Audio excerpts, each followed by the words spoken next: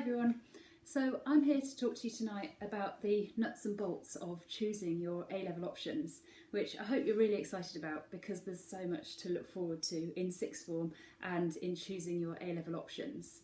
So what you'll be doing next is looking at all the videos that the teachers have done to share with you what you've got to look forward to if you pick their subject as an A-level.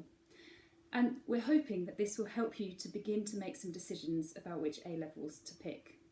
But how else do you decide? It is a big decision. So my advice to you tonight would be to start off with to get the facts. So make sure you know what you'll actually be studying, what the modules are and what the different topics are for each of the different subjects that you're considering. As I say, the starting point for that is looking at the videos, and then we've got the drop-in sessions next week on the 28th for you to be able to speak directly to your teachers about those subjects and to ask any questions that you've got. My other piece of advice is to play to your strengths, and these have got to be your strengths that are unique to you. So you're more likely to do well at A-level if you pick the things that you're good at now. And that's not just because of your strengths and abilities, but it's because if you're good at something, then it tends to mean that you enjoy it as well, which then obviously helps when you're studying this subject. It's so many different times a week. I think you have 10 hours a fortnight. Also, do what you think you will enjoy, because ultimately that's when you'll do best in these A-level subjects.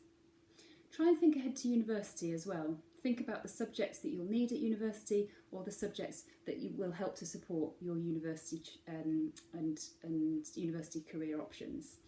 Mrs Hansford and Mrs Skelton will be around on some of the drop-ins next week for you to be able to ask any questions to them as well. So definitely talk to the key people, talk to your teachers at the drop-ins or in lessons, talk to the careers department, talk to your form tutor or head of year, and they'll all be able to help you to make those decisions and help to make those choices. And of course, what will happen in the coming year for you is that all of the SLT will help you with having drop-in sessions. So these at the moment will probably be remote, but it won't be very long before we get these SLT drop-ins up and running, so we can help you with these decisions as well. So what I'm going to do now is show you a little bit about how you go about opting for these subjects and the combinations of choices that you can choose. So here we go. The really exciting thing about A-levels at NGHS is that you can really choose your own pathway. So, as you can see, the pathway starts by making your academic choices. Now, in this case, most girls will do 3 A-levels, and you can see from the prospectus that you've been sent that there are so many different choices. So you could make choices of maths or physics or chemistry, you could do history, geography or drama. There's all sorts of choices that you could make for your A-level options. Occasionally, girls do choose to do 4 A-levels, but what it's worth bearing in mind is that the universities are actually only looking for 3 A-levels, and if you choose 4 A-levels, then it's often harder to get amazing grades in all 4 than it is to get great grades in all 3. So that's just something to bear in mind, and the universities would prefer to have 3 amazing grades than 4 average ones. So often the only girls that end up doing 4 A-levels might be as if you pick to put further maths on there. So mostly choose 3 academic choices. You can then also choose to do the EPQ, or the Extended Project Qualification, which is a fantastic addition to your A-level choices because in effect you can do an A-level in whatever you want to do. So people previously have chosen subjects like Formula 1 or classical poetry, for example.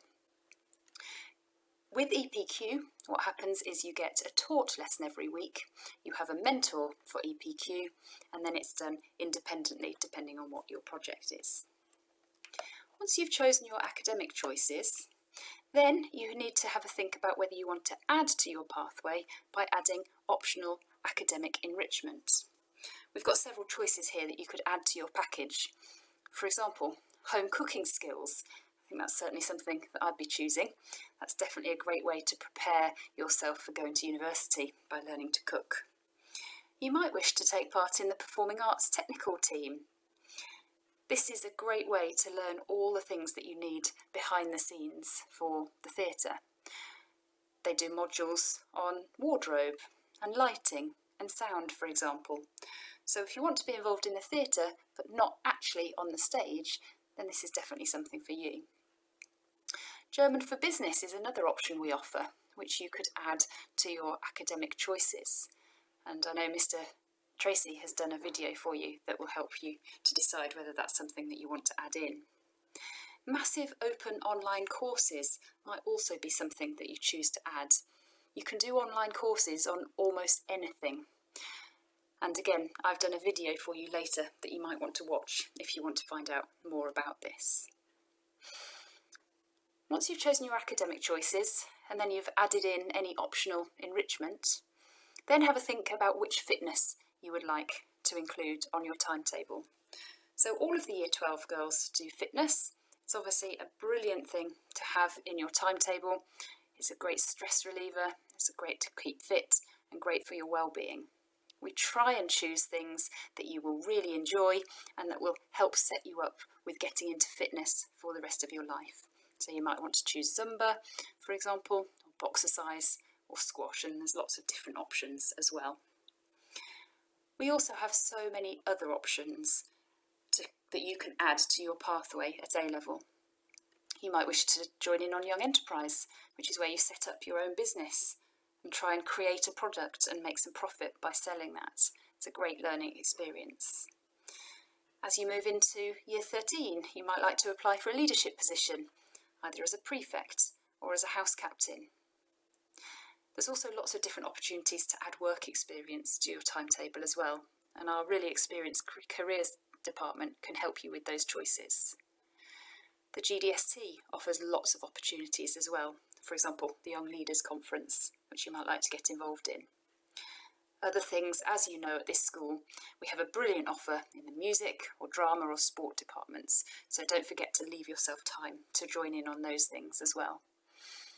You also have the opportunity to have some paid work at school as well, by becoming one of our after-school club assistants in the junior school. I think that's really exciting that you get to build your own pathway and choose from all of those different options.